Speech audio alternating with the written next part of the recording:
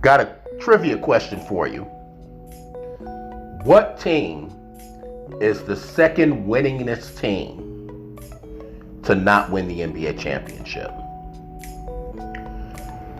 The winningest team, the second winningest team. We all know what the winningest team to not win the NBA championship. We know that was the 2016 Warriors. 73 wins. Okay? Who's second? Well, that would be the 1973 Boston Celtics. And we all know about the 1972 Lakers having won 69 games. What we don't know is that the Boston Celtics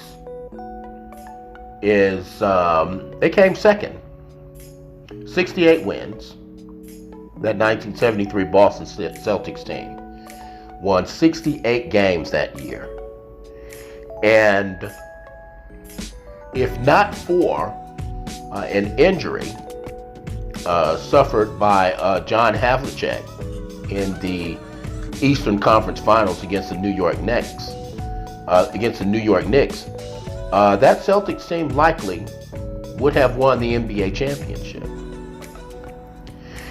And you may wonder, well, why am I such a big fan of John Havlicek? Well, the simple fact is, the Boston Celtics were the closest any team in the 70s came to having a dynasty.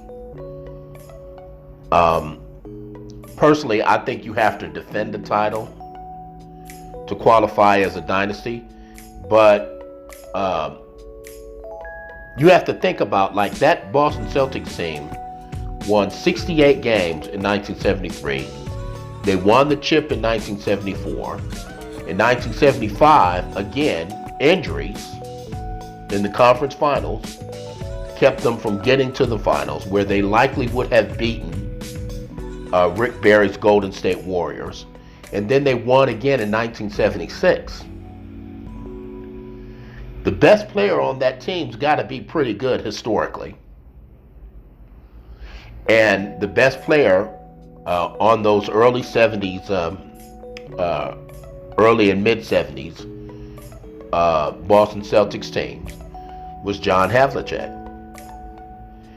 And John Havlicek was this year the highest scoring member of the all defense team. Okay?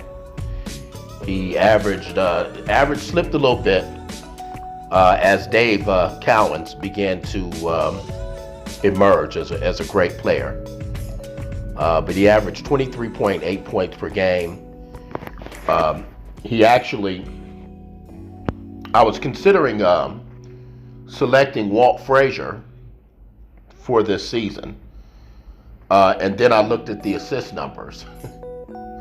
Havlicek actually has him in assists, even though Walt Frazier's a pure point guard. Now,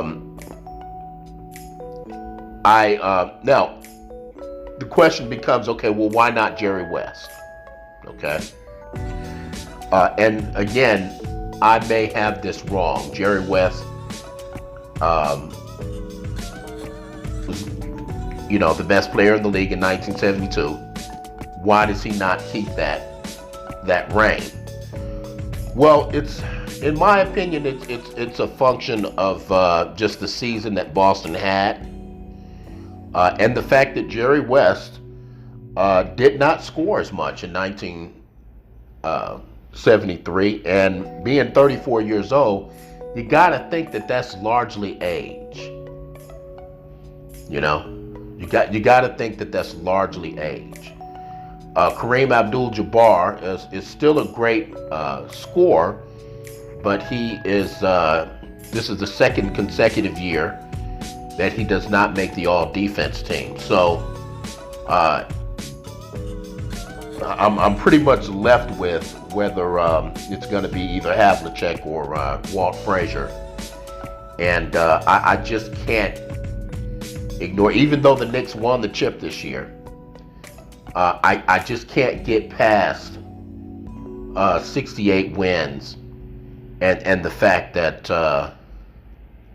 if not for that injury, the Boston Celtics win that series.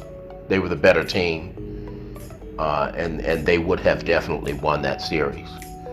So, in my opinion, John Havlicek is the best player in the league in 1973.